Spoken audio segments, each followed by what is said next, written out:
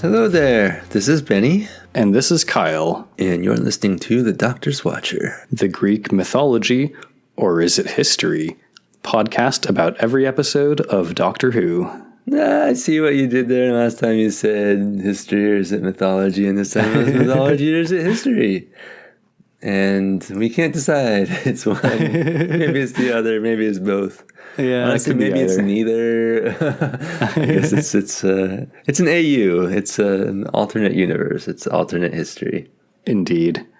Well, I'm glad that you caught that because for our listeners, it was 2 weeks ago that they heard the first intro. So yes, we're recording 2 episodes today, and this was this is the second one, so it was still fresh in my mind, and perhaps even the Cliff Dangler will be fresh in my mind. We'll see when we get there, but it's not time for a Cliff Dangler yet. I have a strange feeling that something may have happened in between the previous episode, but I can't figure out what it might be.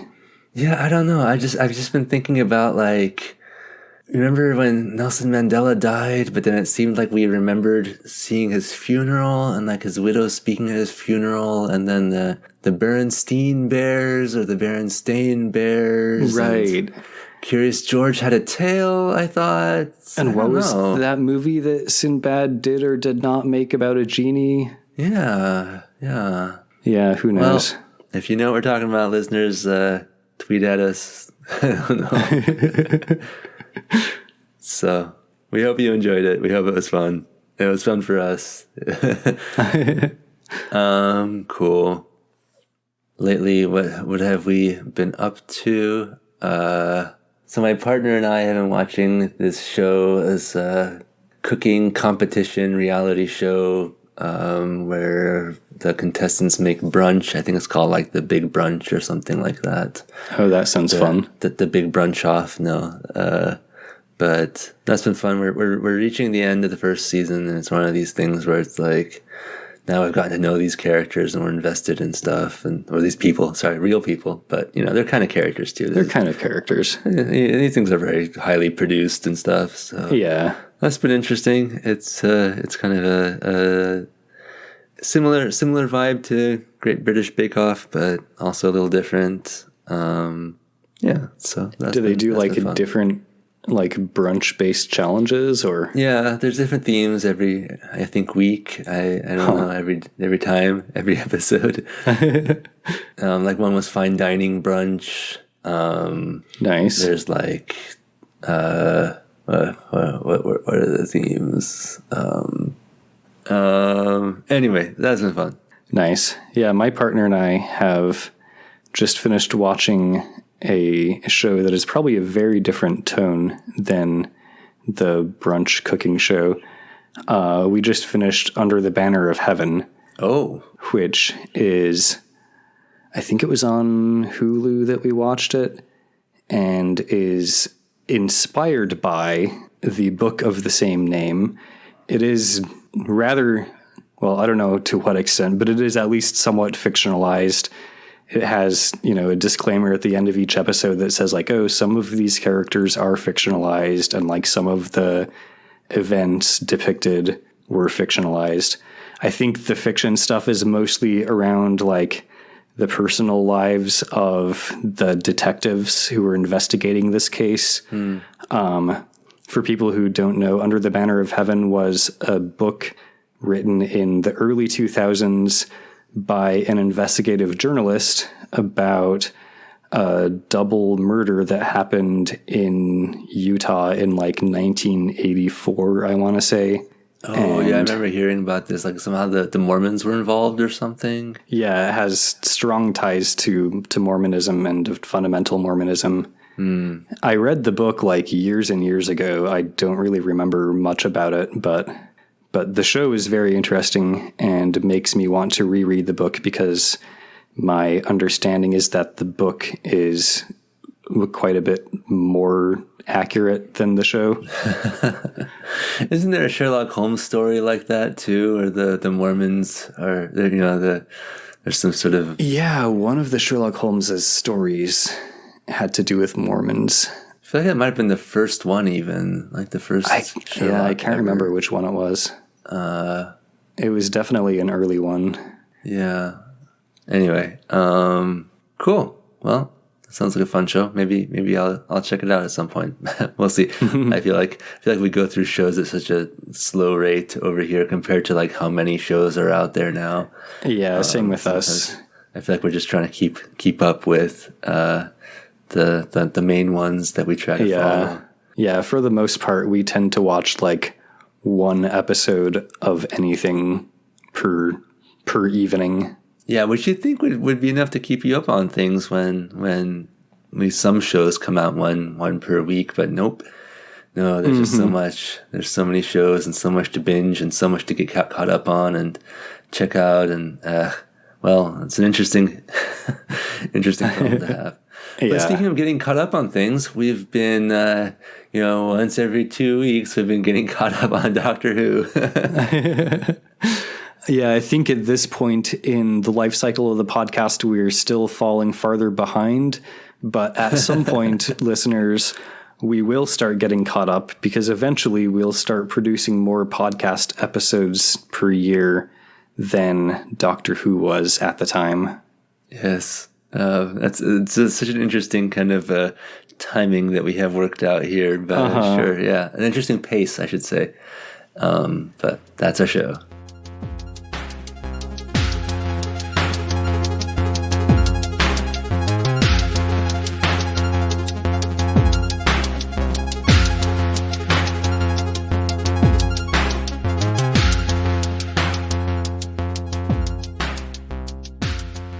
So this is season 3, episode 8, Death of a Spy. And Kyle, that makes me wonder, when it comes to season 3, episode 8, Death of a Spy, how did you watch it? I watched it via a loose cannon reconstruction. Hey, just like last time. Answer you may have expected to hear. I did want to mention that these reconstructions aren't entirely just like telesnaps and action subtitles. What? In fact, in some cases, there are very few or even no telesnaps in existence for an episode or a serial. Dang, not even telesnaps? Yeah. The Loose Cannon production team did whatever they could to get these reconstructions made. The reconstructions, often use telesnaps. Sometimes there's other on-set photography that they use, but they also actually do CGI sometimes to recreate scenes. They will sometimes use image compositing techniques and, take images of the Doctor from a different episode where, he's using the facial expression that they want to show, that sort of thing. Mm-hmm. And occasionally they even actually reshoot a little thing themselves. Huh. I guess like University of Central Lancashire style, but, just for like, a little 5-second sequence or whatever. Just of like, I don't know, a chair falling over or, stuff that doesn't need an actor like that. That sort of thing. How jarring is that when you're just watching all these still images and all of a sudden you get like 5 seconds of live motion? It's kind of fun, actually. You're like, oh, whoa, something happened. Oh, Lord. That's fun. So, yeah, the Loose Cannon recons can be pretty interesting productions sometimes. Cool. Do you recall our Cliffdingler? Well, I'd better since we just recorded this thing, like a couple minutes ago. So Stephen is dressed like a Greek soldier. We're, of course, in Greek mythological/historical times. Stephen is in Troy. His whole thing was to get caught on purpose by Paris, which those of you who are fans of the campaign podcast may be familiar with this strategy. And then we've got Vicky, aka Cressida, who has been renamed by King Priam of Troy, and who's checking out his son, Troilus. And the two of them, so Vicky and Stephen, just saw each other and called out to each other using their actual names. And Cassandra, who tends to be, at being Cassandra, tends to predict death and catastrophe, so no one listens to her. She says, oh, look, they definitely know each other, so they're definitely both Greeks, and they're definitely spies. What more info could you need? Let's kill them both. And so they're in danger, or is someone just going to laugh it off as usual and be like, oh, Cassandra, always wanting to kill people. And then we move on from our cliff dangler in all of 5 seconds. Let's find out. Well, the guards did draw their swords and start to advance on Vicky and Stephen. Yeah, I feel a butt coming. But the cliff dangler is resolved in about 5 seconds when Paris tells the guards not to kill the prisoners. There you go. This, of course, pisses Cassandra off. So she and Paris start arguing, and as they argue, she asks King Priam if he's hearing what Paris is saying to her. Yes, it's quite refreshing. It seems there's a man lurking behind that flaccid facade after all. Ouch. Flaccid?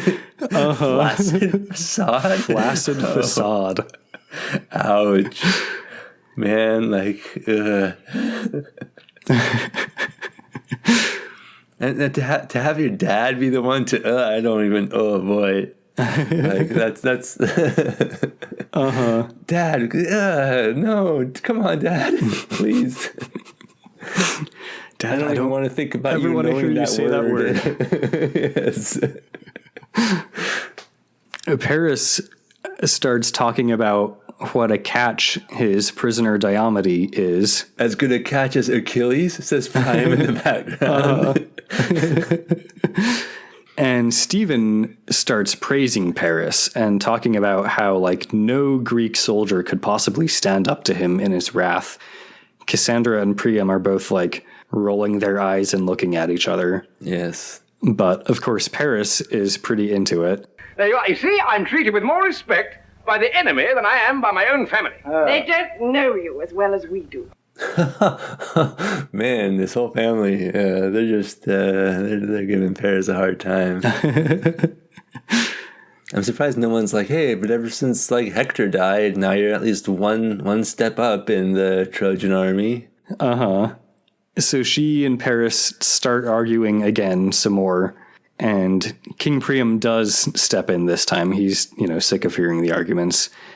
He basically tells Stephen and Vicky that he's going to throw them into the dungeons, but they shouldn't worry because the dungeons are actually pretty nice. Yeah, check our Yelp reviews. Uh-huh. I've been here 15 years ever since stealing that loaf of bread, and you know what? This cot is kind of comfortable. The bread is almost never stale. It's better than the one I stole. I would have known. I would have checked in here years ago. Stephen/Diomede might be here in the dungeons for a while, as a Greek prisoner. Diomede even. Uh-huh. Diomede. Stephen Diomede.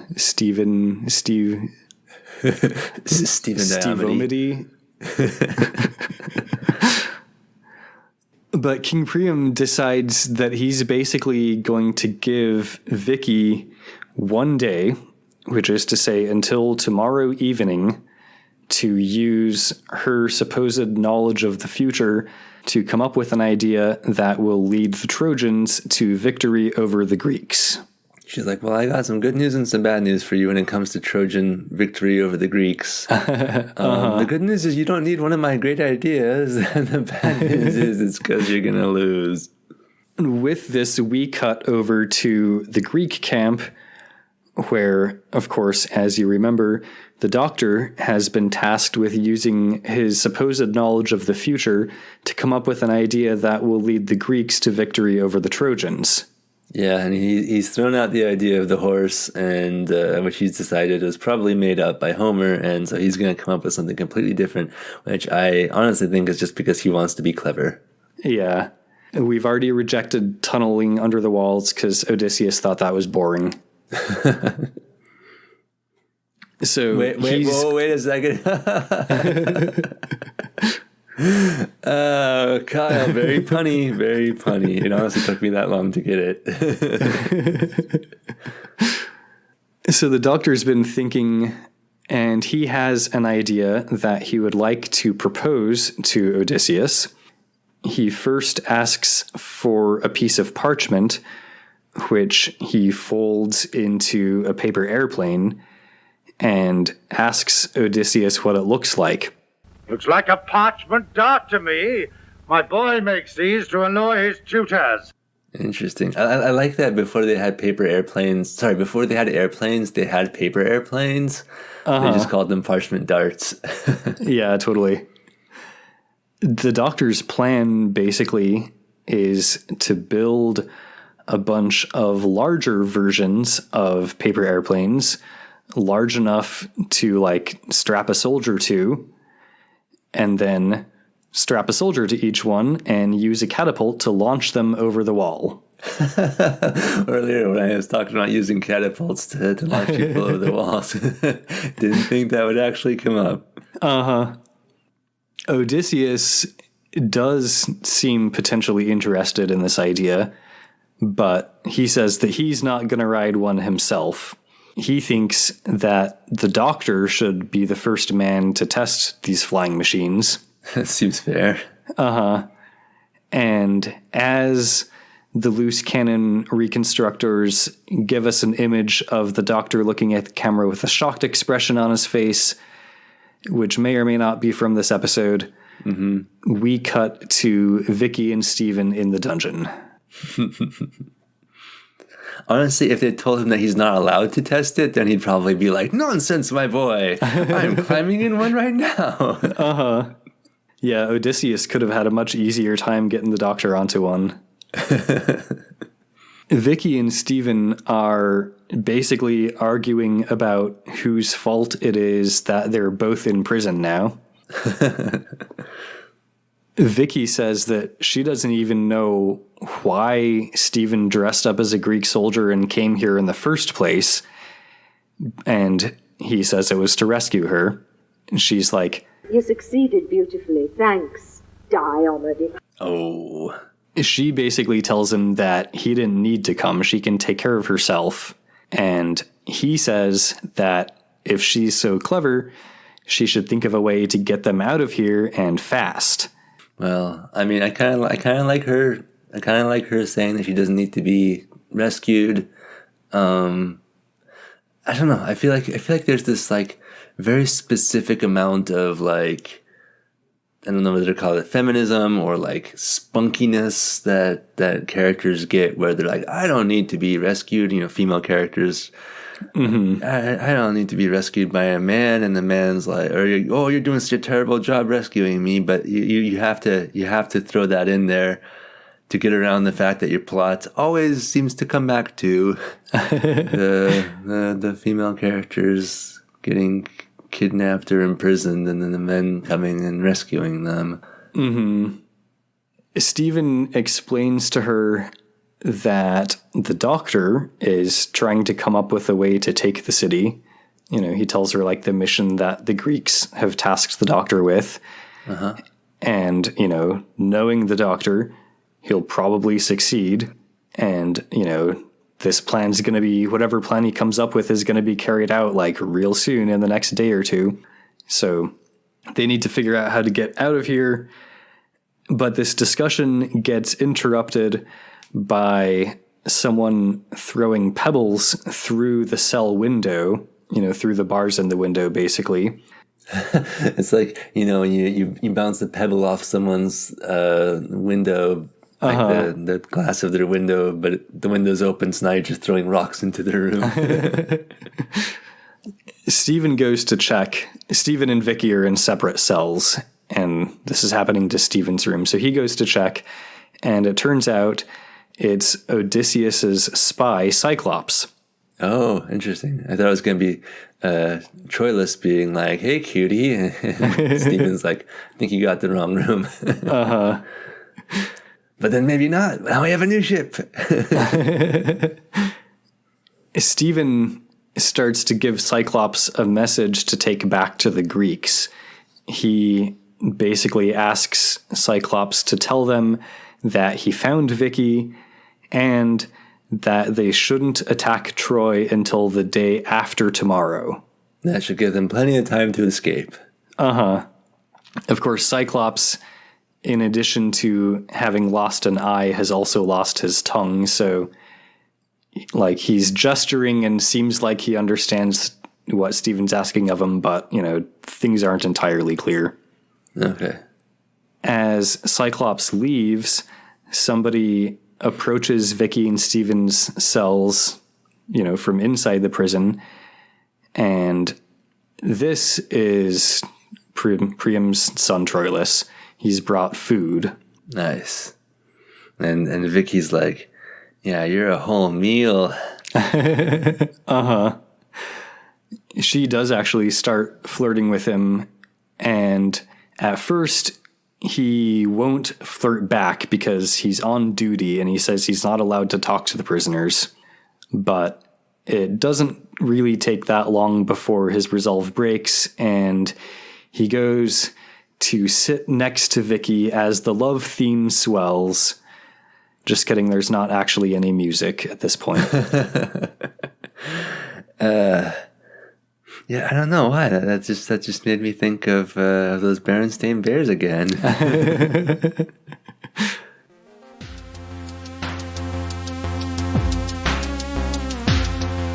This podcast is amazing. Amazing. The emissaries from the 7 planets will arrive as arranged, and we will tell them all about this podcast. Tell your friends. Write a review and leave it with a 5-star rating. We obey. Back in the Greek camp, the doctor is telling Odysseus that it turns out the flying machine's not going to work. Odysseus... Did he say why? Are they just not able to build them, or? Well, Odysseus accuses the doctor of not wanting to fly on one himself. And that does seem a little out of character for the doctor, though. And yeah, so that's why Odysseus thinks the doctor's saying that. But the doctor claims that he made a mistake in his calculations, that he's not afraid to fly on them at all. He just fucked up the math somehow. Okay. Sure, blame the math. Odysseus has an idea, though. If your machine won't work, Doctor, I propose to fly you without it. What do you mean? Simply this, that my catapult is ready, and it seems a great pity to waste it. Now you have failed me, therefore you are expendable. I propose to fire you over the walls of Troy. Yes, excellent. Spoken like a true Dungeons and Dragons character. But the doctor suddenly has another idea. He's like, what? Horses, a giant wooden one. He asks Odysseus, Have you ever thought of a horse? and goes on to describe the Trojan horse idea.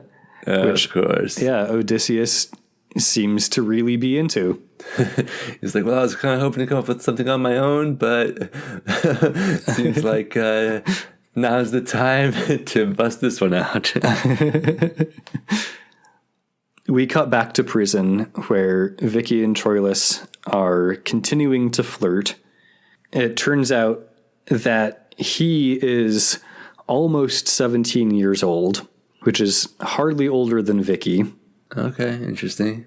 She tells him also that... convenient. Yeah, totally. She tells him that at his age, he shouldn't be fighting in a war and killing people at all. And he says... Well, between you and me, I don't honestly enjoy killing at all. But I love adventure. She's like, well, you can come with us. You can join the party. The two of them gaze deeply into each other's eyes. Or I assume they do, at least. She's like, I got an adventure for you. Come here.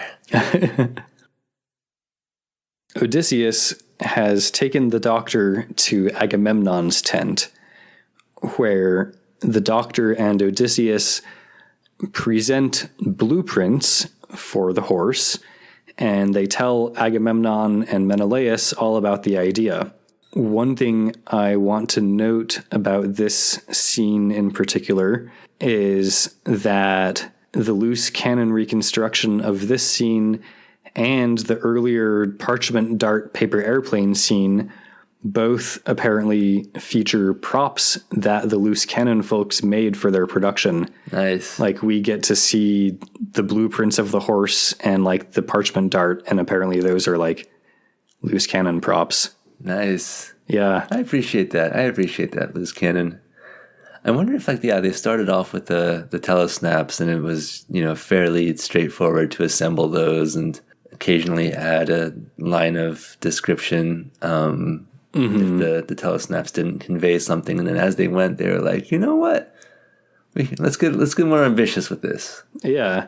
Well, I read on their, the archived version of their former website that this serial was, I believe, the first or one of the first reconstructions they did originally, but then they came back to it like years and years later and did a new version of their reconstructions. And I guess that's the one I watched because their reconstruction techniques had improved quite a bit by then. Nice. So in their original version, they had like some scenes that were just entirely like white text on a black screen that like in the new version, they've replaced those with like composited images and stuff like that. Yeah, it's a good thing we're doing this podcast when we are. We didn't try to do this years ago because... So what happened to Loose Cannon as a company? Like, did the company just fold, or was there some sort of a copyright situation? I'm not entirely sure. I need to do some more research into that. Okay. Because, they weren't a company that, was made to make money or anything. Mm-hmm. And, as far as I know, nothing about them was, really official. In fact, I believe way back in the day, before you could just go to dailymotion.com/David Agnew, the way that you would see these was by going on their website and requesting somebody to mail you a VHS tape of them. Wow. And all the underground Doctor Who missing episode fans would trade their tapes and stuff. Seems it's a shame to go through all that effort and all you get is text on a background saying what's going on. Uh-huh. So Odysseus and the Doctor talk Agamemnon and Menelaus through the Trojan horse idea. It takes them a minute to get it understood, but Agamemnon and Menelaus do seem to grasp the idea, and they think it's pretty good. Part of the idea, I should mention, is that Odysseus is going to make the Doctor ride in the horse with Odysseus and the soldiers. Well, I mean, to be fair, Odysseus is going to be in there too, so it's not like when he was threatening to catapult him into Troy. he wasn't going to be next to him for that one. Uh-huh. Back in the Trojan prison, Vicky has finished eating, so Troilus gets up to leave. She suggests that he should give Diomede some food too, but he thinks that Greeks deserve to be hungry, and besides, the guards are going to throw him some scraps later. So he'll be fine. Uh-huh. Vicky thinks that's pretty fucking rude, and Troilus wonders if Diomede is her friend or something, and she says that yes, he's a very good friend. No, Vicky, you're supposed to be flirting with this guy. Come on. You're supposed to be well, now that you've been so kind and fed me, I have something for... Okay, never mind. Uh-huh. I can't even look you in the eye on webcam and finish the line. Troilus says that he doesn't understand how she can possibly be friends with a Greek. And she's like, Oh, look, Troilus, when you come from the future. You make friends with a lot of people, and he's one of them. Yeah, or she could just say, well, he's not actually Greek. Uh-huh. Troilus asks her if Diomede is in any way special, and she says that he's not. Okay, good. I was like, come on, Vicky. pick up on what's going on here. Uh-huh. And yeah, this causes Troilus to be very relieved, and he continues flirting with her a little bit more as he leaves the prison. As soon as he's out of the prison, Stephen starts ripping into her for how obviously she and Troilus are into each other. I'm like, dude, come on. I'm doing my best here. Uh-huh. He says that she at least could have saved him some food, so she reaches through the bars on her cell door to hand him the food that she saved for him. Yeah, screw you, pal. Uh-huh. Let's hear an apology before I actually hand this over to you. He tells her that, he tried to get a message through to the doctor via Cyclops, but it's hard to tell if or how much Cyclops understood, and he didn't get the whole message out before Troilus showed up anyway. Vicky's like, what? Do you think he doesn't speak English or Greek, or what are we talking right now? And Stephen's like, no, stop. We're not supposed to get into that. Don't think about it. Vicky's like, Let's hope he did understand. Yeah, and let's hope he got out of Troy safely. Otherwise, we're fucked. Oh, man. Language, Stephen. Never mind whether you're speaking Greek or English. You still gotta watch your language. There we go. I made that into something. We cut to Cyclops, who is getting stopped by Paris and some guards on his way out of Troy. They ask him who he is, but of course, not having a tongue, he's unable to answer. So one of the guards just kills him. Oh, shit. Oh, confound you. Why did you have to do that? The poor little fellow probably never meant any harm. Well, now we shall never know who he was. And there's this sad little firework and a tiny little pathetic blast of confetti as we have our death of a spy.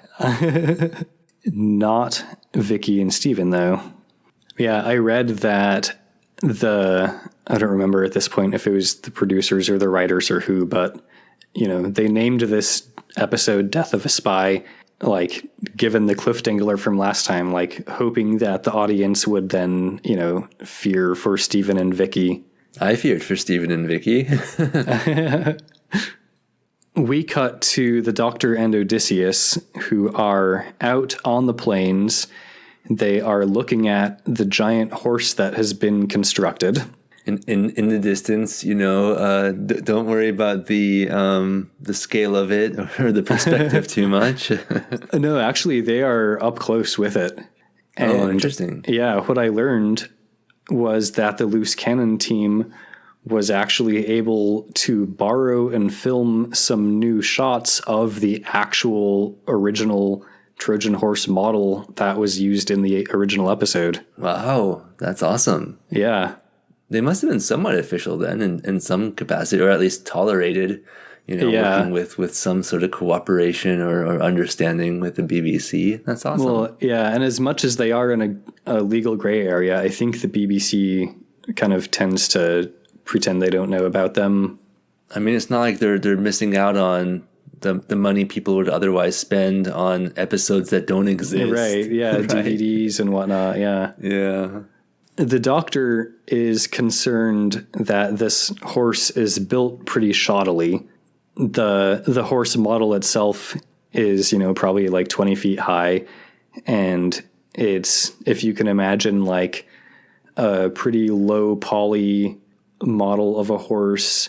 Maybe if there was a 20-foot high horse in Minecraft and each face of, each face is textured as a bunch of 2x4s, basically. They're like, come on, Trojans, you want this, right? You like horses, and the Trojans are like, you mean that giant dog?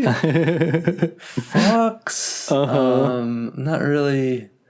So yeah, the doctor's concerned that it's built pretty shoddily. He doesn't think it's going to like hold together that well or that long. But Odysseus says it doesn't matter as long as it gets them into Troy. Yeah, true. And he reminds us and the doctor that, of course, the doctor is going to be there too. Yes. Back in the dungeon, a guard shows up with Stephen's food scraps to throw at him. And as soon as the guard opens Stephen's cell door, Stephen rushes the guard and starts grappling him. But he's very quickly stopped by like the 3 or 4 other guards who immediately show up and throw him back into the cell and lock the door. Oh, dang. I was getting all excited for him being a person of action. I knew it was a nice attempt. He just rolled poorly, I guess. Yeah, or, the DM is like, oh, man, there's 3 other people. You're not supposed to escape yet. It was a plot recapture. Yeah. We cut to the inside of the horse, where the doctor, Odysseus, and a bunch of Ithacan soldiers are waiting. The doctor is pretty nervous, understandably, and this is rubbing off on Odysseus. What is it now, Doctor? On my soul, you're making me as nervous as a bacchante at her first orgy. Why don't you try and get some sleep? Yeah, I'm sure that's how they talked back in ancient Greek times. But, they continue waiting, and they're watching through a little spy hole in the side of the horse, and they see some Trojans start to approach the horse. Back in the Trojan dungeon, Troilus shows up again, and he tells Vicky that the Greeks have all sailed away and the war's over, so she's being released. Cool. Yep. And they left this nice horse. He says that King Priam thinks that Vicky brought them luck, just like he always said that she would. So... Footage missing. So yeah, they're going to release Vicky, but, be warned, Cassandra is even more super pissed off at Vicky now than she was before. But Troilus says that really doesn't matter because Cassandra has been totally discredited now. Yeah, nothing bad is going to happen to Troy. He starts taking Vicky upstairs out of the dungeon to be thanked personally by King Priam, but she stops and wonders, what about Diomede if the war's over? So Troilus goes up to Stephen's cell and taunts him for a bit for being the last Greek abandoned by all of his countrymen who have sailed home. And then he takes Vicky and they leave Stephen alone in the dungeon. Yeah, what about Stephen? Oh, you're right. I was going to taunt him. All right, be right back. So they head upstairs to King Priam. He starts asking her why she couldn't have just told them that the Greeks were about to leave. She could have saved herself some time in the dungeon. But Cassandra interrupts to say that she didn't tell them because it's some kind of trick. Yes. Well done, Cassandra. I hope someone listens to you this time. No, Priam does not want to hear it at all. Oh, stuff and nonsense. Oh, go and feed the sacred serpents or something. If you can't be pleasant at a time like this, Cassandra, I don't want to see you. Bummer. Paris has apparently been checking to make sure that the Greeks are really actually gone. He shows up at the palace and reports that, yes, they do indeed actually seem to really be gone. And what's more, Paris found the great horse of Asia on the plains. Oh, that sounds pretty cool. We should bring it inside. He takes them all out to the balcony to look. You can actually see it out on the plains from Troy. So they all go to look. Priam thinks it definitely looks pretty fucking cool. It does seem like the great horse of Asia, but Cassandra thinks it's an omen of disaster. they're like, well, if it's an omen of disaster, the only way to avert that disaster is by bringing it into Troy. the city and offering it wooden apples to eat. Vicky, of course, recognizes it for what it is, and she's like, It is the Trojan horse. under her breath. Mm-hmm. You know, Stephen had told her that, like, he talked about the Trojan horse with the doctor, but the doctor wasn't going to do it. Yeah. Troilus starts asking Vicky what she said, but Cassandra interrupts before Vicky can answer to start ranting some more about Vicky being a witch and bringing about the death of Troy and all the stuff. But Paris says that he won't hear one word said against the horse. It's a pretty cool horse. And Troilus basically says ditto for Cressida/Vicky. Nice. So Cassandra gives them a final warning. Will you not? Then woe to the house of Priam. Woe to the Trojan. And Paris says, I'm afraid you're a bit late to say woe to the horse. I've just given instructions to have it brought into the city. That's more a giddy up than a whoa. We cut to shots of men pulling on ropes. We hear wood creaking. We see live, actually motion picture shots of the Trojan horse's wheels rolling through dirt. Nice. And as the Trojan soldiers drag the great horse of Asia toward Troy, the words, next episode, Horse of Destruction, appear on screen.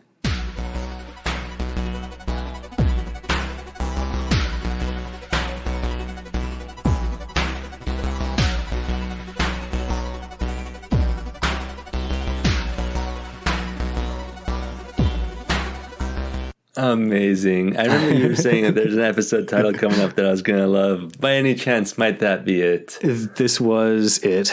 That was Horse it. of Destruction. I love it. You were correct. Yeah, I thought that was a pretty great title. I guess that's a spoiler for our future season 3 wrap-up episode eventually. Well, let's just go ahead and spoiler that by saying Horse of Destruction, A+.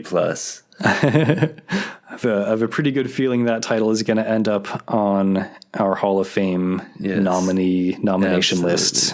Absolutely. Well, the story's moving right along. I think this, continues to be kind of fun. I think there hasn't been anything that's been especially standout in this serial, but it's been entertaining enough. Yeah. I think. I like the idea of, the Greeks getting the doctor to come up with an idea to overthrow Troy, while simultaneously the Trojans are trying to get Vicky to come up with an idea to overthrow the Greeks.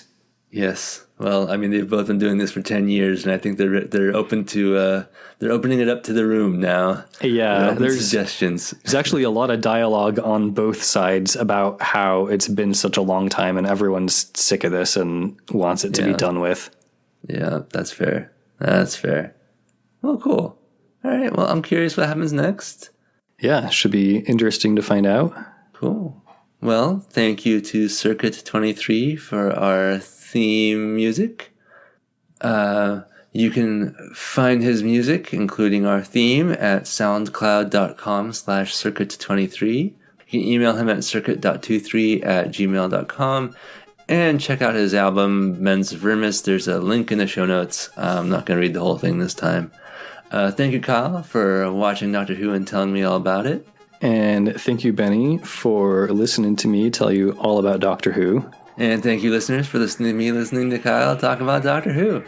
We'd love to hear from you. Go ahead and email us at thedoctorswatcher@gmail.com or tweet us at drwatcher. And if you love our show, don't forget to share, rate, and review if you haven't already. And even if you have, please tell your friends again. Indeed. We love getting listeners. We love those that word of mouth, the good good scuttlebutt. You know, if your friend just happens to set their phone down and it's unlocked and like you can navigate to their podcast app, it's usually pretty quick to search for Doctor's Watcher and hit subscribe. Yes, your friend will be like, oh, I don't remember subscribing to this. I should listen to it. My goodness, I've fallen behind. I forgot when I subscribed to it. And then I'm like, ooh, what a good podcast. I like these guys. They are wacky, and they make ships by combining people's names. What a fun concept. I should tell my friends. No one has ever thought of doing that before. I'll get to this episode and be like, wait a second, I remember when I left my phone unattended. That was right around the time I noticed I subscribed. And then they will shout your name, listener, as they shake their fist to the sky. Yes, and if your name happens to be Dennis, then that works out even better.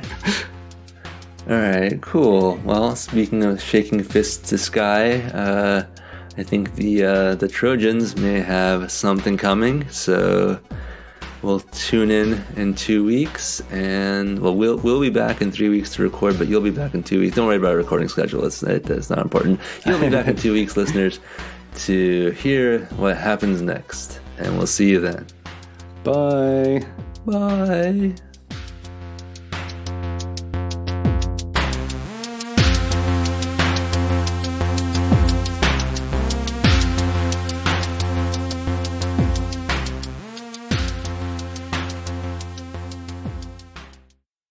Well, Doctor, that's a war horse and a half for you. That's something like a secret weapon, better than half a dozen of your crack-brain flying machines. Yes, I only wish I shared your confidence. Oh, what's the matter with you? Have you no faith in your own invention? No, Odysseus, it isn't that, but I just didn't like the look of those fetlocks. They no safety margin at all. Well, they haven't got to last forever. After all, we're not building one of the wonders of the world, are we? As long as that horse gets us into Troy, it can collapse into a mare's nest for all I care.